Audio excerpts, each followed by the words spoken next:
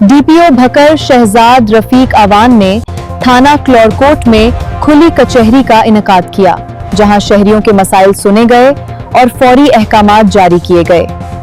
आइए देखते हैं मकसूदुल हसन की रिपोर्ट।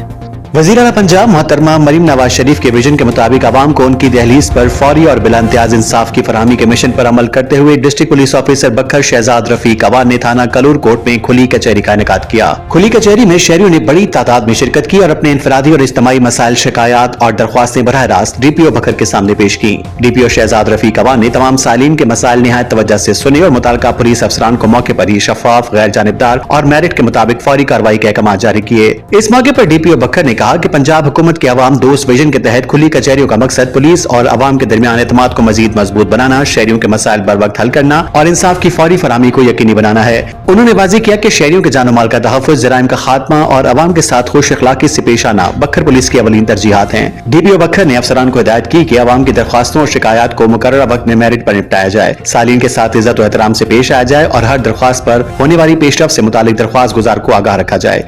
उन्होंने कहा कि फराइज में गफलत, गैर जरूरी ताखीर या शहरियों के साथ नामुनासिब रवैया किसी सूरत बर्दाश्त नहीं किया जाएगा और ऐसे अनासर के खिलाफ महकमाना कार्रवाई अमल में लाई जाएगी।